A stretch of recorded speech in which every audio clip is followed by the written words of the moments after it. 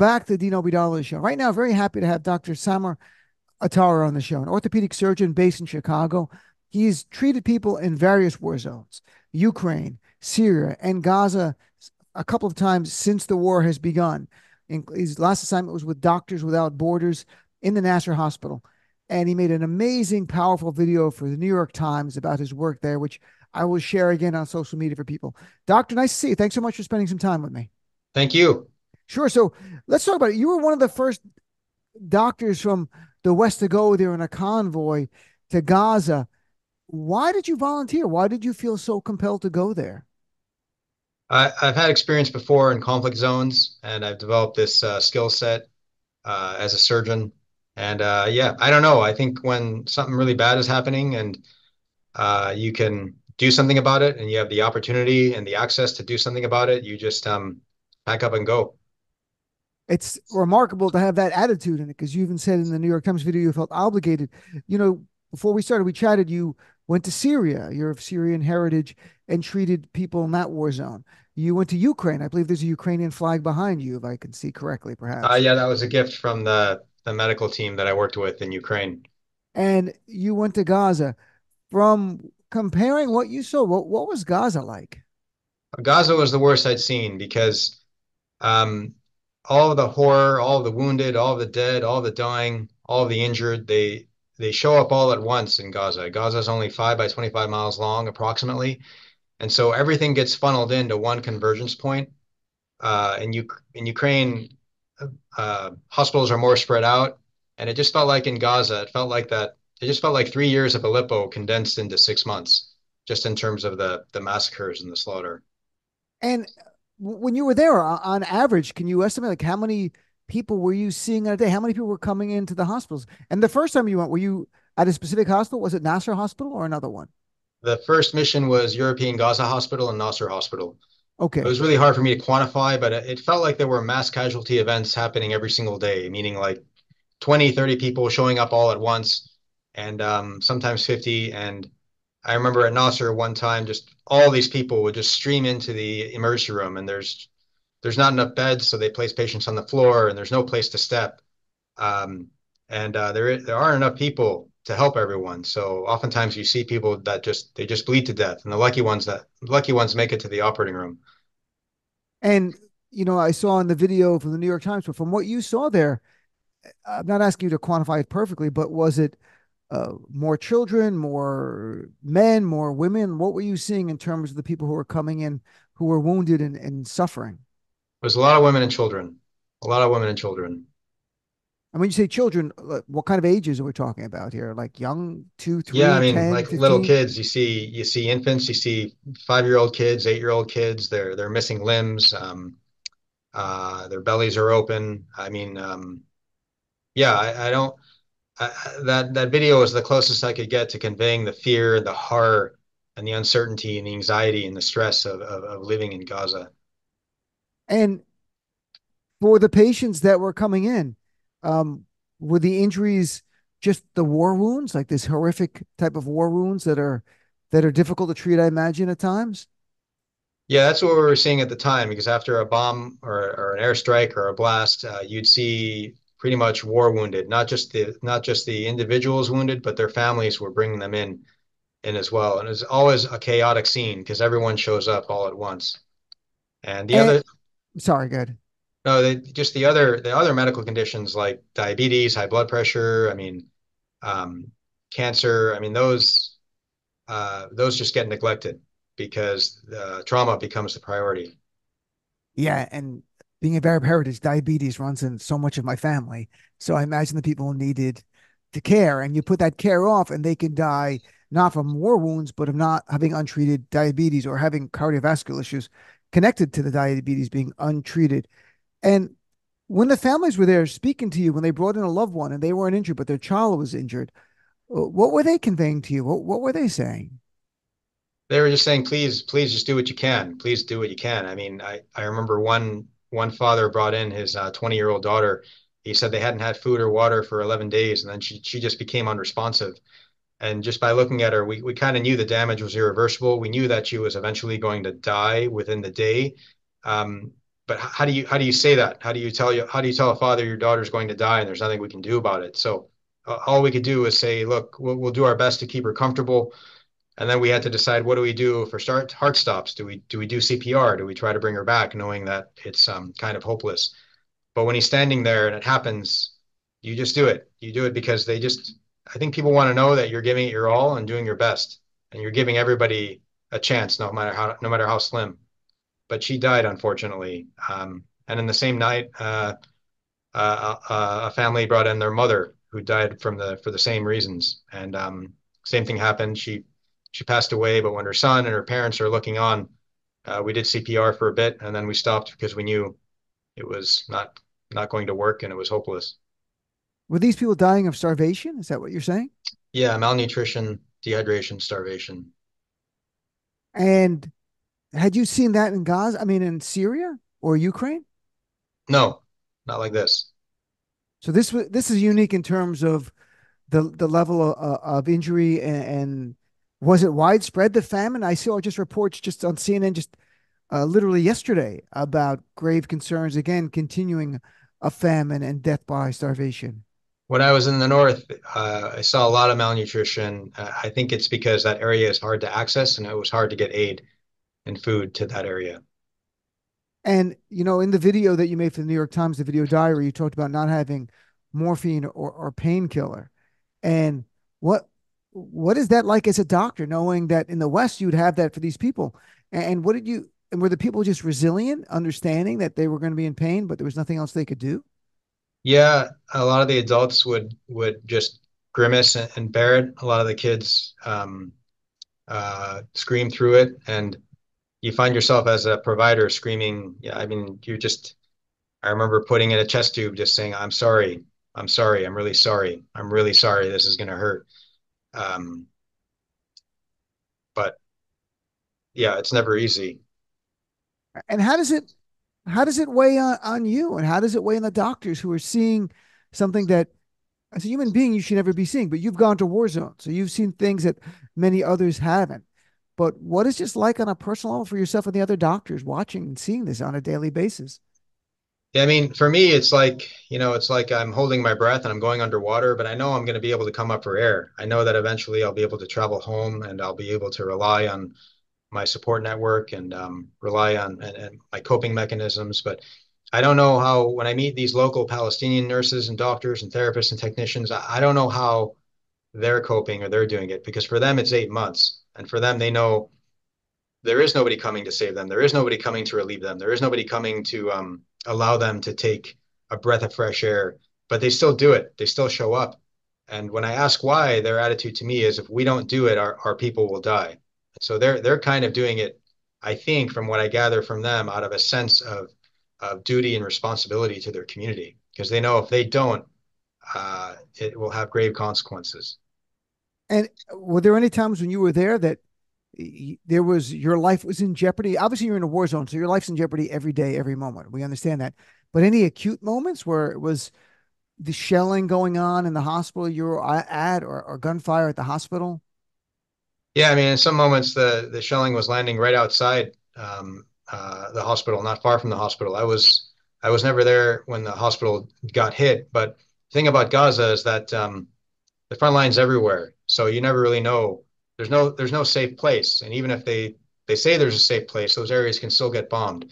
So you're always kind of on that edge. You're always kind of fearful, but you have to work through that.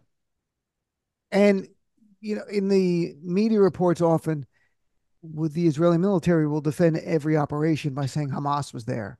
Hamas was there. Um, I'm not sure what you can share with us, but what did you see in terms of militants being in the hospital? I mean, uh, me personally, I never saw any Hamas militants in the hospital. We were just treating patients. Right. Do you know the Hamas fighters, if they were wounded, did they go someplace else? Did they have their You own know, medical care? I don't know. I never saw anyone show up to the hospital in uniform or with weapons. And that's the thing about being a doctor, is that all we're just treating sick and wounded. We don't make a distinction between military or civilian. If people show up, we just help them. But Right. me personally, I never identified any Hamas militants.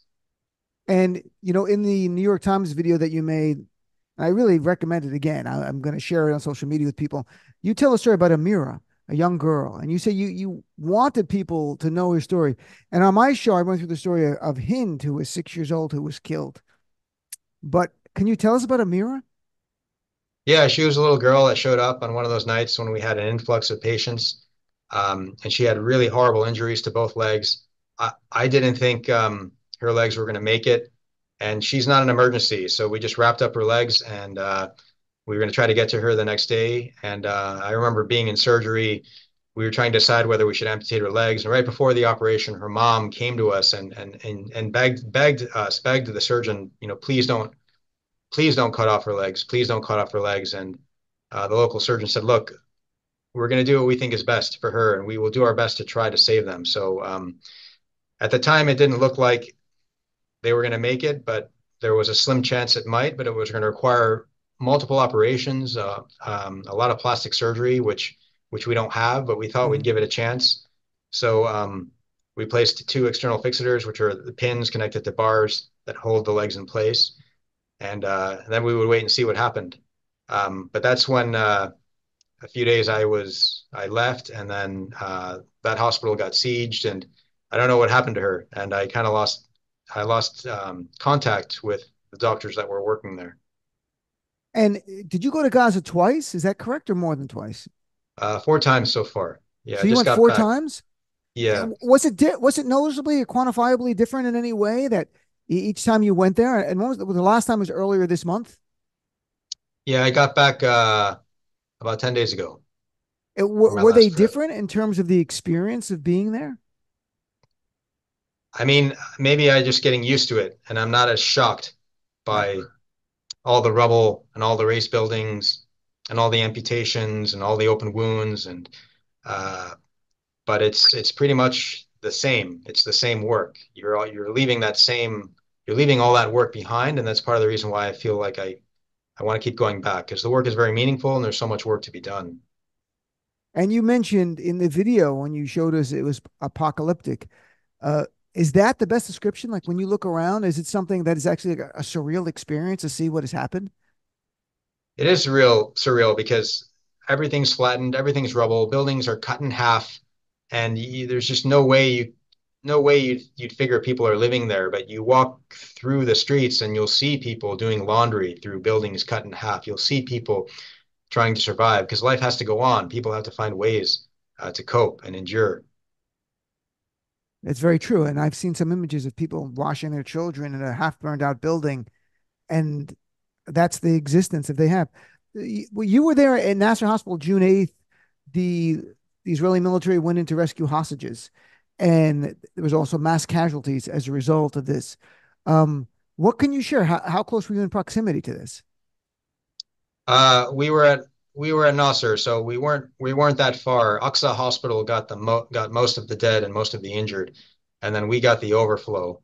But it was you know, it was pretty much a routine day of just cleaning out burns and wounds. And then that Saturday, I worked that Saturday all the way till Monday night straight. I didn't leave the hospital. We worked for 3 days Wow. straight, wore the same set of scrubs, and it was just moving from one case to the next. We slept on the floor of the operating room, and it was just one amputation to the next fracture to the next amputation. I think it was about 25 surgeries on Saturday, 25 on Sunday. Um, and I would have kept going Monday night, but my team leader said it's time for you to go home, take a shower, um, get some rest because it was too much. Right. And what was did your hospital accept some of the people who were wounded in this IDF rescue of the hostages? Yeah, we took on the overflow. I remember that Saturday, nobody really knew what was going on. A lot of the doctors live in that area and their families are in that area and they were just getting chaotic text messages from there's bombs going off. We don't know what's going on. We don't know if we should leave. And we still had work to do, but all the doctors they're concerned about their patients. They're also concerned about their husbands and their wives and their kids, and they can't leave to go help them. Uh, so it was yeah, a very chaotic day. And When you talk to the people there and they come in and they have a child that's wounded and injured and did nothing wrong with just being a child living in Gaza, is there a sense of despair from the Palestinians living there, or a resilience, or what can you share with listeners? Yeah, I think it's mixed. I think there is a feeling of helplessness and hopelessness, and that things just are not going to get better because they've been living this way for 8 months, and they get frustrated because they keep saying maybe there'll be a ceasefire tomorrow, maybe tomorrow, maybe tomorrow, and they've all had to move multiple times from one tent to the next tent, not just one person, but their whole family, and they're pretty much living their lives within this small square tent, and they really have nowhere else to go. Um, but they still show up to work to do their jobs. And I mean, I remember showing up to meet one nurse, and it was early in the morning, and it's typical. You smile, you shake hands, and you say, "How are you? How's your morning?" And he said, "How would you feel if you had to move from your home 7 times and you've lost 20 immediate family members and you have to show up to work? How would you feel?" And I didn't know what to say to that because I'm just trying to be cheerful and trying to be optimistic, but I also have to meet people where they're at. And It's I wonder they feel like God's abandoned them on some level. I mean, it doesn't have to be religious to just to get to that sense. Just as that when there's helplessness and you're at a loss, like how why have we gotten to this point? And in the video you made, you asked a lot of people what do they want, and what I heard over and over was ceasefire. Is that what can you share about that? I mean, a lot of them I met feel like they're just stuck in the middle. They feel like they're just pawns, Mhm. and they're being bombed, they're being starved. And I mean, I remember in December on one of my first missions, I was involved in 11 amputation surgeries in one day. And I just stopped counting after that. And I remember a grandfather he was missing both legs, and I remember him because his wife stormed into the operating room saying, "My husband has been sitting in the hospital for a week. There are maggots growing out of his wounds. He smells. No one will come near him, and no doctor has seen him in a week. And I need one of you to take care of him today." And they brought him into the operating room, and I just saw this look of fear. He was just saying the worms. He doesn't know any. He has no medical background, but he saw maggots on his wounds, and he was just crying. "The worms are eating me alive. Please help me." And then later on, we learned he lost his children and his grandchildren. He lost his home, and he's just shoved into this corner of this hospital where there are probably about 1,000 patients, and he's just lost in the ether and neglected. And that really stuck with me as a symbol of just the horror and the neglect and that sense of abandonment. Um, and that was just one out of 1,000 in that one hospital. What's it like knowing, as a fellow American, that armament from our nation is causing a lot of the pain that you were seeing? Yeah, not good. It's not good because I'm I I'm proud to be an American. Um, and I mean, I grew up with luxuries and privileges of being an American. Um, but it's always mixed. It's always mixed. It's always mixed emotions. And it's interesting you mentioned that people feel like they're caught in between, and I can understand that because they are pawns in this. A very small percentage are involved in the militants, or involved in Hamas, very small numbers, even from the intelligence we see reported publicly. And the rest are just trying to live their lives, and they're living their lives. And then a war breaks out. And I guess every few years it happens, but this is the most. Were you ever there to treat anyone in the past conflicts in Gaza? No, my first time to Gaza was December, which was after the war started. And by the way, how are things in Syria? When's the last time you were there? Because that gets so little coverage now in the U.S. media and the Western media. I was last there right after the earthquake. Um, so we showed up, a whole team of about 15 American doctors. We showed up, and that it's great. That's what's great about being a part of these missions, is that you're working with people from all over the world, that same sense of mission and duty. And we showed up about a week after the earthquake. I did about 20 surgeries on my first day. They were all just crush injuries from people that had survived the earthquake. Um, but a lot of it is, it's not just service. A lot of it also is just showing up and being present. It's Hmm. solidarity, it's advocacy, it's I think when you show up and you're just there to help and you're just there to be present and listen to their stories and witness their narratives, I think it means more to them than doing 10 operations because they And feel I'm sorry, go ahead. sorry, They no, they feel feel, valued. no, I have no doubt they do. And that they feel, as opposed to the world has ignores us and doesn't care about us, here are people coming from the West for what it's worth to say, we're here to care for you, here to help you. When you were there, did you see in Gaza, did you see the tent cities? I mean, I've seen images of mass tent cities, or is that just in one area in the South? No, we saw those. I mean, we saw the tent cities. What I remember about the European Gaza hospital is that I think it was a hospital originally designed for about 300 patients, 200, 300 patients, but there were about 1,100 patients in the hospital, 10,000 people living in and around the hospital, and then 20,000 people in the surrounding vicinity. I mean, you'd walk.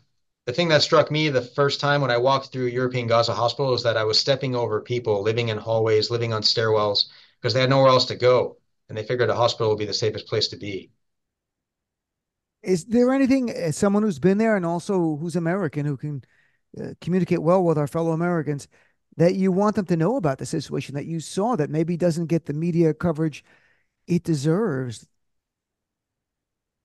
I mean, it's the closest I've ever, if you were going to describe hell on earth, that's the closest I could ever get to describing it um, when you're amputating children's limbs daily, when people are left to bleed to death or starve to death or die because they can't access their insulin for their diabetes or their blood pressure medications. But that's just accepted as normal in Gaza. Death is accepted as prevalent as birth. And I mean, I met one guy in the hospital. He was living in one corner of the hospital with his mom, and I walked by and I'd say, "Hey, how are you?" and "Assalamu alaikum," and just peace be upon you. And we would get to talking, and he talked about how he was just at home on his balcony, and a missile landed. He was thrown from the balcony. When he woke up, he felt his intestines in his hands. He passed out, and he was taken to a hospital and survived and rehabbed. And when he finally came to, the only person that survived was his mom, and he lost his wife, his kids, all of his brothers, and all of his brothers' kids. And he talked about losing 15 people all in one go. And now he's no home, no money, and he's living in the corner of a hospital with his mom. And that's just one story. And that's the thing about Gaza is that everyone has a story like that. It's not just when you talk about your family, it's not just your mom and your dad and your kids. It's everybody. Everyone knows each other, and they're all stuck. And it's like being in an open air prison where you're being starved and bombed, and there's nowhere else for them to go. There's no safe area. Doctor, I don't know how you do it, honestly. It's hard to just hear this. Look, I appreciate your time very much, Doctor. If people, I'm not sure, are you officially part of Doctors Without Borders, or you just go with them to Gaza? And what I'm getting, is there any kind of website to share more information if people want to do some research and find out more about the work of any of the organizations you've worked with? Yeah, I've worked with Rahma, Ideals, Palestinian American Bridge. This last mission, this fourth mission to Nasser, Nasser was just reopened, and it was with Doctors Without Borders. I think they're doing great work. I mean, if it wasn't for Doctors Without Borders, I think a lot more people would have died on June 8th. They saved a lot of people, and the doctors and nurses that they employ. Um, I mean, they're some of the bravest people I've ever met. And they taught me a lot about resilience and courage. Well, Doctor, you're a testament to resilience and to courage. And I so appreciate you sharing this. And the New York Times thing, again, I'm going to share with people. May you stay safe and, whatever blessings can be put upon you and the others. I wish I had the power. I'm like, I'll give you some blessings. But, Doctor, it was great chatting with you. I hope we can chat again. And I hope there'll be a point where, there is a ceasefire and there's peace and that there's a time to go back and help the people. And you can share with us maybe what you've seen then in a time of calm and peace about people getting the rehabilitation they need and the medicine they need to go forward with their lives and try to live some lives. But thanks, Doctor. God bless you, man. Nice chatting with you. Thank you very much.